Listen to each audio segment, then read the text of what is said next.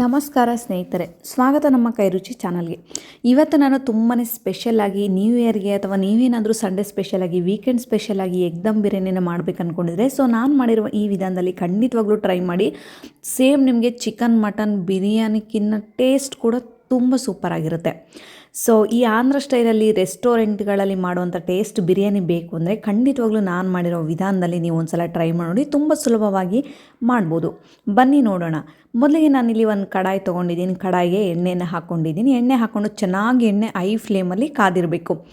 ಎಣ್ಣೆ ಮಾತ್ರ full I ಫ್ಲೇಮಲ್ಲಿ ಒಂದು 5 ನಿಮಿಷ ಕಾಯಿಸ್ಕೊಂಡಾದಮೇಲೆ 2 ಮೀಡಿಯಮ್ ಸೈಜ್ ಈರುಳ್ಳಿನ ಉದ್ದುದನೆಯಾಗಿ ಕಟ್ ಮಾಡಿಕೊಂಡು, ಇದನ್ನು ಸಹ ಈಗ ಉದ್ದುದನೆದೇ ಕಟ್ ಮಾಡ್ಕೊಂಡಿರುವಂಥ ಈರುಳ್ಳಿನ ಈ ಥರ ಮಿಕ್ಸ್ ಮಾಡ್ತಾನೆ. ಗ್ಯಾಸನ್ನು ಕೂಡ ಐ ಫ್ಲೇಮಲ್ಲಿ ಇಟ್ಕೊಂಡು ಇದು ಕಂಪ್ಲೀಟಾಗಿ ಗೋಲ್ಡನ್ ಬ್ರೌನ್ ಕಲರ್ಗೆ ಬರೋ ತನಕ ನೀವು ಚೆನ್ನಾಗಿ ರೋಸ್ಟ್ ಮಾಡ್ಕೊಳ್ಬೇಕಾಗುತ್ತೆ.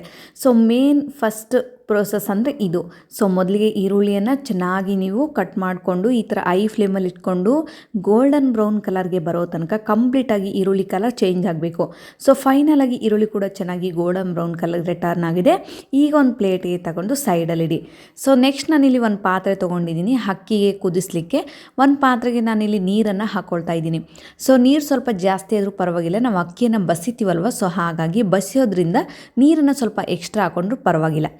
ಗ್ಯಾಸನ್ನು ಐ ಫ್ಲೇಮಲ್ಲಿಡಿ. ಸ್ವಲ್ಪ ನೀರು ಬಿಸಿ ಆದಾಗ ನಾನು ಅದಕ್ಕೆ ಸ್ವಲ್ಪ ಕೊತ್ತಂಬರಿ ಸೊಪ್ಪು ಕರಿಬೇವನ್ನು ಹಾಕ್ಕೊಂಡು ನೋಡಿ ಚಕ್ರ ಮೊಗ್ಗನ್ನು ಹಾಕ್ಕೊಳ್ತಾ ಇದ್ದೀನಿ. ಯಾವುದೇ ಕಾರಣಕ್ಕೂ ಚಕ್ರ ಮೊಗ್ಗು, ಏಲಕ್ಕಿ, ಆಮೇಲೆ ಹೋಳಿಗೆ ಸಾಂಬಾರಿಗೆ ಹಾಕ್ತೀವಲ್ವ ಈ ಹೂವು, 2 ಚಕ್ಕೆಯನ್ನು ತೊಗೊಂಡಿದ್ದೀನಿ. ಆಮೇಲೆ 1 ಟೇಬಲ್ ಸ್ಪೂನ್ ಆಗೋಷ್ಟು ಜೀರಿಗೆಯನ್ನು ತೊಗೊಂಡಿದ್ದೀನಿ. ಈ ಆಲ್ ಸ್ಪೈಸಸ್ನ ಮಿಸ್ ಮಾಡದೆ ನೀವು ಹಾಕ್ಕೊಳ್ಬೇಕು. ಹಾಕ್ಕೊಂಡ್ರೆ ನಿಮಗೆ ಬಿರಿಯಾನಿ ಒಳ್ಳೆ ಫ್ಲೇವರ್ ಕೂಡ ಬರುತ್ತೆ. ನೀವು ಬಿರಿಯಾನಿ ಪೌಡರ್ ಹಾಕೋ ನೆಸೆಸಿಟಿನಿಲ್ಲ, ಅಷ್ಟು ಟೇಸ್ಟಾಗಿ ಕೂಡ ಇರುತ್ತೆ. ಈಗ ಏನು ಮಾಡ್ತೀರಂದರೆ ನೀವು ಕಂಪ್ಲೀಟಾಗಿ ಗ್ಯಾಸ್ನ ಐ ಫ್ಲೇಮಲ್ಲಿ ಇಟ್ಕೊಳ್ಬೇಕು. ಐ ಫ್ಲೇಮಲ್ಲಿ ಇಟ್ಕೊಂಡ್ರೆ ನಿಮಗೆ ಬೇಗ ಈ ಅಕ್ಕಿ ರೆಸಿಪಿ ಕಂಪ್ಲೀಟಾಗಿ ಮುಗಿಯುತ್ತೆ. ಒಂದೊಂದು ಸಲ 2 ಸಲ ಈ ಥರ ಮಿಕ್ಸ್ ಮಾಡ್ತಾನೆ ಇರಿ. ಏಲಕ್ಕಿ ಮಾತ್ರ 1 ಹಾಕಿ 2 ಹಾಕಿದರೆ ಜಾಸ್ತಿ ಕೆಲವ್ರಿಗೆ ಏಲಕ್ಕಿ ಸ್ಮೆಲ್ ಅಂದರೆ ಆಗೋದಿಲ್ಲ. ಆ ಕಾರಣಕ್ಕಾಗಿ ಈಗ ನೀರು ಕೂಡ ತುಂಬ ಚೆನ್ನಾಗಿ ಬಿಸಿಯಾಗಿದೆ, ಕುದಿ ಬಂದಿದೆ. ನಾನೀಗ ಇದಕ್ಕೆ ಅಕ್ಕಿಯನ್ನು ಹಾಕ್ಕೊಳ್ತಾ ಇದ್ದೀನಿ. ನೋಡಿ ಅಕ್ಕಿ ಕ್ಲೀನಾಗಿ ಒಂದು 2-3 ಸಲ ವಾಶ್ ಮಾಡಿಕೊಂಡು ನಮ್ಮಮ್ಮ ಈಗ ಅಕ್ಕಿಯನ್ನು ಹಾಕ್ತಿದ್ರು. ನಾನು ಚೆನ್ನಾಗಿ ಮಿಕ್ಸ್ ಮಾಡ್ಕೊಳ್ತಾ ಇದ್ದೆ. ನಾನು ನಮ್ಮಮ್ಮನ ಮನೆಗೆ ಬಂದಿರೋದ್ರಿಂದ ಸ್ಪೆಷಲಾಗಿ ಈ ಎಗ್ ದಮ್ ಬಿರಿಯಾನಿನ ಮಾಡ್ತಾ ಇದ್ದೀನಿ. ತುಂಬಾ ಟೇಸ್ಟಿಯಾಗಿ ಇರುತ್ತೆ. ನೋಡಿ ಈಗ ಚೆನ್ನಾಗಿ ಒಂದು ಸಲ ಮಿಕ್ಸ್ ಮಾಡಿಕೊಂಡು ಇದು ಚೆನ್ನಾಗಿ ಕುದಿ ಬರಬೇಕಂದ್ರೆ ನೀವು ಗ್ಯಾಸನ್ನು ಐ ಫ್ಲೇಮಲ್ಲೇ ಇಟ್ಕೊಳ್ಬೇಕಾಗುತ್ತೆ.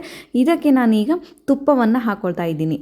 ತುಪ್ಪವನ್ನು ಹಾಕೋದ್ರಿಂದ ಇನ್ನೂ ಫ್ಲೇವರ್ ತುಂಬ ಚೆನ್ನಾಗಿ ಬರುತ್ತೆ. ಹೆಸರೆಲ್ಲ ಚೆನ್ನಾಗಿ ಕುದಿ ಬರೋ ಟೈಮಲ್ಲಿ ನೀವು ತುಪ್ಪವನ್ನು 1 ಟೇಬಲ್ ಸ್ಪೂನ್ ಆಗೋಷ್ಟು ಮಾತ್ರ ತುಪ್ಪವನ್ನು ಹಾಕ್ಕೊಂಡು ಚೆನ್ನಾಗಿ ಒಂದ್ಸಲ ಮಿಕ್ಸ್ ಮಾಡ್ಕೊಳ್ಳಿ.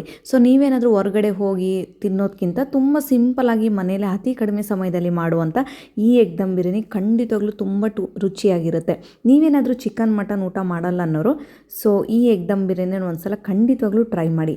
ಈಗ ನಿಧಾನವಾಗಿ ಕುದಿ ಬರ್ತಾ ಇದೆ, ಅದು ಚೆನ್ನಾಗಿ ಕುದಿ ಬರಲಿ. ಈಗ ನಾನು ಕುದಿಸಿರುವಂಥ ಮೊಟ್ಟೆನ ಚೆನ್ನಾಗಿ ಸಿಪ್ಪೆ ತೆಗೆದು ಅದಕ್ಕೆ ರುಚಿಗೆ ತಕ್ಕಷ್ಟು ಉಪ್ಪು ಹಾಗೂ 1 ಟೇಬಲ್ ಸ್ಪೂನ್ ಆಗೋಷ್ಟು ಖಾರದ ಪುಡಿಯನ್ನು ಹಾಕ್ಕೊಳ್ತಾ ಇದ್ದೀನಿ. ಯಾವುದೇ ಕಾರಣಕ್ಕೂ ಈ ಪ್ರೊಸೆಸ್ ಕೂಡ ಮಿಸ್ ಮಾಡಬೇಡಿ. ಇದನ್ನೆಲ್ಲ ಹಾಕಿ 1 ನಿಮಿಷ ಸೈಡಲ್ಲಿಡಿ. ಈಗ ಅಕ್ಕಿ ಕೂಡ ಚೆನ್ನಾಗಿ ಕುದಿ ಬಂದಿದೆ. ಒಂದು 80% ಬೆಂದರೆ ಸಾಕು. ಈಗ ಉಪ್ಪನ್ನು ಹಾಕ್ಕೊಂಡು ಕಂಪ್ಲೀಟಾಗಿ ಗ್ಯಾಸ್ನ ಆಫ್ ಮಾಡಿಕೊಂಡು ಜರಡಿ ಇರುತ್ತಲ್ವ, ಅಕ್ಕಿ ಬಸಿಯೋ ಜರಡಿಲಿ ತೊಗೊಂಡು ಚೆನ್ನಾಗಿ ನೀವು ಈ ಥರ ಅಕ್ಕಿನ ಬಸ್ಕೊಳ್ಳಿ. 80% ಅಕ್ಕಿ ಬೆಂದರೆ ಸಾಕು. ಇನ್ನು 20% ನಾವು ಮೊಟ್ಟೆಲ್ಲ ಹಾಕಿ ಚೆನ್ನಾಗಿ ಅಳ್ಬಿಡ್ತೀವಲ್ವ, ಹಾಗಾಗಿ 80% ಅಕ್ಕಿ ಚೆನ್ನಾಗಿ ನೆಂದರೆ ಸಾಕು. ಕಂಪ್ಲೀಟಾಗಿ ಎಲ್ಲ ನೀರಿನಲ್ಲಿರುವಂಥ ಅಕ್ಕಿನ ಈ ಥರ ಚೆನ್ನಾಗಿ ಸೆಪ್ರೇಟಾಗಿ ಒಂದು ಬೌಲ್ಗೆ ಹಾಕಿಬಿಡಿ. ಅದನ್ನ ಸೈಡಲ್ಲಿಡಿ. ಈಗ ನಾವು ಉಪ್ಪು ಖಾರ ಹಾಕಿರುವಂಥ ಮೊಟ್ಟೆನ ಚೆನ್ನಾಗಿ ಮಿಕ್ಸ್ ಮಾಡ್ಕೊಳ್ಬೇಕು. ಈ ಥರ ಮಿಕ್ಸ್ ಮಾಡೋದ್ರಿಂದ ಮೊಟ್ಟೆ ಸಪ್ಪೆ ಥರ ನಿಮಗೆ ಫೀಲ್ ಅನಿಸೋದಿಲ್ಲ, ತುಂಬಾ ಟೇಸ್ಟಾಗಿ ಕೂಡ ಮೊಟ್ಟೆ ಇರುತ್ತೆ. ಈಗ ನಾವೇನು ಆಲ್ರೆಡಿ ಕಡಾಯಲ್ಲಿ ಈರುಳ್ಳಿ ಬೇಯಿಸಿರ್ತೀವಲ್ವ, ಅದೇ ಕಡಾಯಲ್ಲಿ ನೀವು ಚೆನ್ನಾಗಿ ಎಣ್ಣೆನ ಕಾಯಿಸ್ಕೊಂಡಾದಮೇಲೆ ಈ ಮೊಟ್ಟೆನ ಚೆನ್ನಾಗಿ ರೋಸ್ಟ್ ಮಾಡ್ಕೊಳ್ಬೇಕಾಗುತ್ತೆ. ಕೆಲವರಿಗೆ ರೋಸ್ಟ್ ಮಾಡುವಷ್ಟು ಟೈಮ್ ಇಲ್ಲ ಅನ್ನೋರು ಡೈರೆಕ್ಟಾಗಿ ನೀವು ಮೊಟ್ಟೆಯನ್ನು ಪಾತ್ರೆಲ್ಲ ಹಾಕಿ ಅನ್ನ ಕೂಡ ಹಾಕ್ಕೊಳ್ಬೋದು. ಬಟ್ ಆ ರೀತಿ ಮಾಡೋದಕ್ಕಿಂತ ಈ ರೀತಿ ಸ್ವಲ್ಪ ಉಪ್ಪು ಖಾರ ಹಾಕಿ ಚೆನ್ನಾಗಿ ಮೊಟ್ಟೆನ ಫ್ರೈ ಮಾಡೋದ್ರಿಂದ ಫ್ಲೇವರ್ ಕೂಡ ತುಂಬ ಚೆನ್ನಾಗಿ ಬರುತ್ತೆ. ಮೊಟ್ಟೆ ಕೂಡ ತುಂಬ ಟೇಸ್ಟಾಗಿರುತ್ತೆ. ಸಪ್ಪೆ ಥರ ನಿಮಗೆ ಫೀಲ್ ಅನಿಸೋದಿಲ್ಲ, ಆ ಥರ ಟೇಸ್ಟ್ ಕೂಡ ಕೊಡುತ್ತೆ. ಈಗ ನಾನು ಸ್ವಲ್ಪ ಗೋಲ್ಡನ್ ಬ್ರೌನ್ ಕಲರ್ಗೆ ಮೊಟ್ಟೆ ಬಂದಿದೆಯಲ್ವ, ಇದನ್ನೆಲ್ಲನೂ ಕೂಡ ನಾನೀಗ ಒಂದು ಸೈಡ್ಗೆ ತೆಗೆದುಕೊಳ್ತಾ ಇದ್ದೀನಿ. ನೆಕ್ಸ್ಟ್ ನಾವೀಗ ಒಂದು ಪಾತ್ರೆಗೆ ಅಂದರೆ ನಾವೇನು ಡೈರೆಕ್ಟಾಗಿ ಮೊಟ್ಟೆ ಬಿರಿಯಾನಿ ಮಾಡೋವಂಥ ಪಾತ್ರೆಗೆ ನಾವೇನು ಮೊಟ್ಟೆನ ಚೆನ್ನಾಗಿ ಫ್ರೈ ಮಾಡ್ಕೊಂಡಿರ್ತೀವಲ್ವ, ಅದೇ ಎಣ್ಣೆನ ಹಾಕ್ಕೊಳ್ಬೇಕು. ಸೊ ಅದೇ ಎಣ್ಣೆನ ಹಾಕ್ಕೊಂಡು ಮೇಲೊಂದು ಟೇಬಲ್ ಸ್ಪೂನ್ ಆಗೋಷ್ಟು ಎಣ್ಣೆನ ಹಾಕ್ಕೊಂಡು ನಾನು ಇದಕ್ಕೆ ಗ್ಯಾಸನ್ನು ಕಂಪ್ಲೀಟಾಗಿ ಲೋ ಫ್ಲೇಮಲ್ಲಿ ಇಟ್ಕೊಂಡು ಒಂದು ಪಲಾವ್ ಎಲೆ 1 ಟೇಬಲ್ ಸ್ಪೂನ್ ಆಗೋಷ್ಟು ಜೀರಿಗೆ ಹಾಗೂ ಒಂದು 4 ರಿಂದ 5 ಹಸಿಮೆಣಸಿನಕಾಯನ್ನು ಹಾಕ್ಕೊಳ್ತಾ ಇದ್ದೀನಿ. ಹಸಿಮೆಣಸಿನಕಾಯಿ ಬೇಡ ಅನ್ನೋರು ಸ್ಕಿಪ್ ಮಾಡ್ಕೊಳ್ಳಿ. ಖಾರದ ಪುಡಿಯನ್ನು ಸಹ ಹಾಕ್ಕೊಳ್ಳೋದ್ರಿಂದ ಸೊ ನಮ್ಮ ಮನೇಲಿ, ನಮ್ಮ ಅಮ್ಮನ ಮನೇಲಿ, ನಮ್ಮ ಅಪ್ಪ, ನಮ್ಮ ಅಣ್ಣಂದಿರು ಜಾಸ್ತಿ ಖಾರನ ಊಟ ಮಾಡೋದ್ರಿಂದ ಸೊ ನಾನು 2 ಕೂಡ ಹಾಕ್ಕೊಂಡಿದ್ದೀನಿ. ಈಗ 2 ಮೀಡಿಯಮ್ ಸೈಜಾಗಿ ಈರುಳ್ಳಿನ ಉದ್ದುದನೇದಾಗಿ ಕಟ್ ಮಾಡ್ಕೊಂಡಿದ್ದೀನಿ. ನಿಮ್ಮ ಮನೇಲಿ ಏನಾದರೂ ಮಕ್ಕಳಿಗೆ ಮಾಡ್ಕೊಡೋದಾದರೆ ನೀವು ಹಸಿಮೆಣಸಿನ್ಕಾಯಿನ ಕಂಪ್ಲೀಟಾಗಿ ಸ್ಕಿಪ್ ಮಾಡ್ಕೊಳ್ಳಿ. ನೆಕ್ಸ್ಟ್ ನಾನು ಇದಕ್ಕೆ 1 ಟೇಬಲ್ ಸ್ಪೂನ್ ಆಗುವಷ್ಟು ಶುಂಠಿ ಬೆಳ್ಳುಳ್ಳಿ ಪೇಸ್ಟನ್ನು ಹಾಕ್ಕೊಂಡು ಸ್ವಲ್ಪ ಹಸಿ ಸ್ಮೆಲ್ ಹೋಗೋ ತನಕ ಚೆನ್ನಾಗಿ ಮಿಕ್ಸ್ ಮಾಡ್ಕೊಳ್ತಾ ಇದ್ದೀನಿ. ಸೊ ಇದ್ರ ಜೊತೆ ನೀವು ಕೊತ್ತಂಬರಿ ಪೇಸ್ಟ್ ಕೂಡ ಆ್ಯಡ್ ಮಾಡ್ಕೊಳ್ಬೋದು. ಬಟ್ ಕಂಪ್ಲೀಟಾಗಿ ಕೊತ್ತಂಬರಿ ಹಾಕೋ ನೆಸೆಸಿಟಿನೇ ಇಲ್ಲ. ಕೊತ್ತಂಬರಿ ಇಲ್ಲೇ ಇರೋ ಥರನೂ ಕೂಡ ಮಾಡ್ಕೊಳ್ಬೋದು. ಜಸ್ಟ್ ಫ್ಲೇವರ್ಗೆ ಮಾತ್ರ ಕೊತ್ತಂಬರಿ ಸೊಪ್ಪನ್ನು ಚಿಕ್ಕದಾಗಿ ಕಟ್ ಮಾಡ್ಕೊಂಡು ಹಾಕೊಂಡಿದ್ದೀನಿ. ಈರುಳ್ಳಿ ಎಲ್ಲ ಚೆನ್ನಾಗಿ ಬಾಡಿದ ಮೇಲೆ ನಾನು ಇದಕ್ಕೆ 1 ಮೀಡಿಯಮ್ ಸೈಜ್ ಆಗಿರೋ ಟೊಮ್ಯಾಟೊವನ್ನು ಚಿಕ್ಕದಾಗಿ ಕಟ್ ಮಾಡ್ಕೊಂಡಿದ್ದೀನಿ. ಅಂದರೆ ಸ್ವಲ್ಪ ಟೊಮ್ಯಾಟೊ ದೊಡ್ಡ ಸೈಜಲ್ಲಿತ್ತು.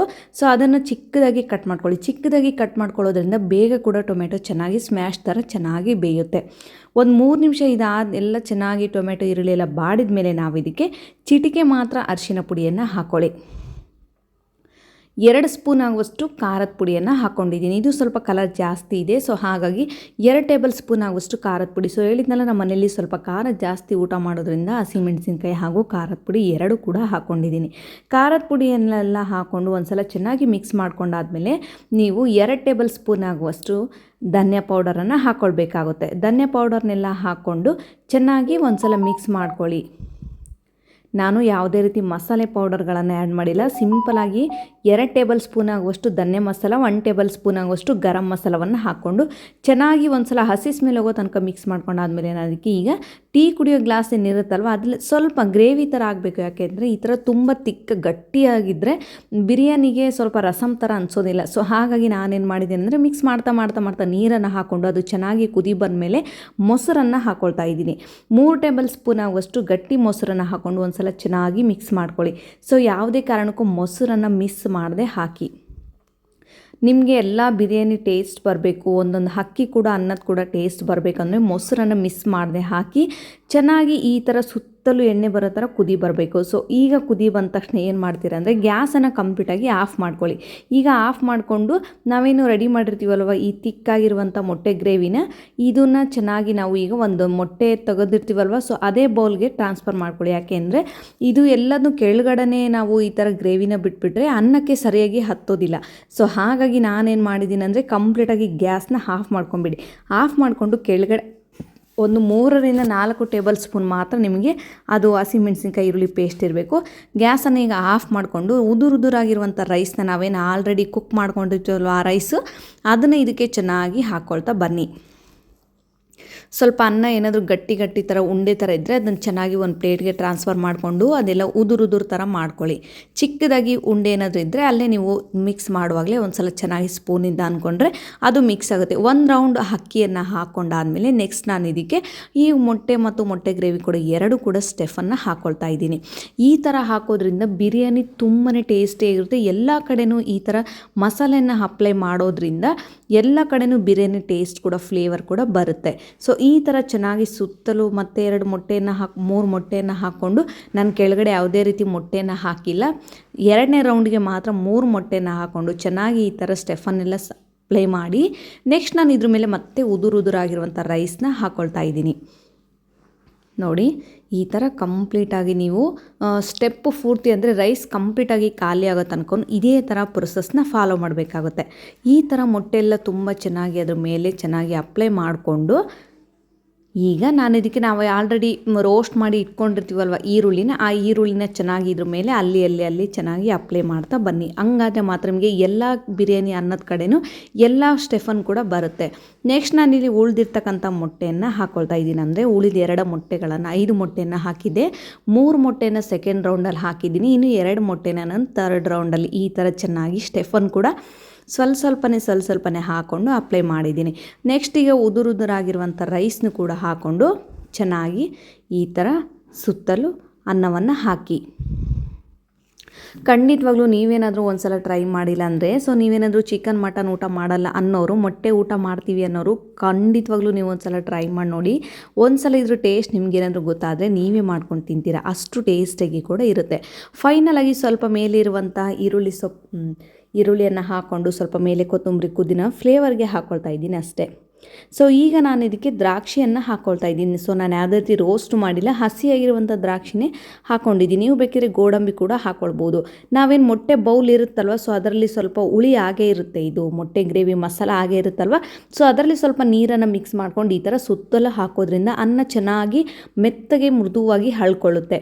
ಸೊ ಈಗ ಇದು ನೀರನ್ನೆಲ್ಲ ಚೆನ್ನಾಗಿ ಹಾಕ್ಕೊಂಡು ಒಂದು ಕಾಟನ್ ಬಟ್ಟೆಯನ್ನು ತೊಗೊಳ್ಬೇಕಾಗುತ್ತೆ. ನೀವು ಕಾಟನ್ ಬಟ್ಟೆಯನ್ನು ತೊಗೊಂಡು ಸುತ್ತಲೂ ಚೆನ್ನಾಗಿ ಅನ್ನದ ಮೇಲೆ ಹಾಕಬೇಕು. ಅನ್ನದ ಮೇಲೆ ಹಾಕೋದ್ರಿಂದ ಅನ್ನ ಕಂಪ್ಲೀಟಾಗಿ ಯಾವುದೇ ರೀತಿ ನೀರನ್ನು ಹೀರ್ಕೊಳ್ಳದೆ ತುಂಬ ಚೆನ್ನಾಗಿ ಅಳ್ಳುತ್ತೆ. ಸೊ ನೀವೇನಾದರೂ ಬಿರಿಯಾನಿ ಮಾಡುವಾಗ ಈ ಸ್ಟೆಪ್ನ ಮಿಸ್ ಮಾಡಬೇಡಿ. ಇದ್ರ ಮೇಲೆ ನಾನು ಸ್ವಲ್ಪ ನೀರನ್ನ ಹಾಕ್ಕೊಳ್ತಾ ಇದ್ದೀನಿ, ಅಂದರೆ ನೀರು ಸ್ವಲ್ಪ ಸುಮಿಸ್ತಿದ್ದೀನಿ ಅಷ್ಟೇ. ಸ್ವಲ್ಪ ಅದು ಕಾಟನ್ ಬಟ್ಟೆ ತೊಯ್ಯೋವಷ್ಟು ಮಾತ್ರ ನೀರನ್ನು ಹಾಕ್ಕೊಳ್ಳಿ. ಈಗ ಒಂದು ಪ್ಲೇಟನ್ನು ಮುಚ್ತಾ ಇದ್ದೀನಿ. ನೋಡಿ, ಒಂದು 25 ನಿಮಿಷ ಆದಮೇಲೆ ನಾನು ಪ್ಲೇಟನ್ನು ಓಪನ್ ಮಾಡ್ತಾಯಿದ್ದೀನಿ. ಸೊ ನಮ್ಮಮ್ಮ ಪ್ಲೇಟ್ ಓಪನ್ ಮಾಡ್ತಿದ್ರು.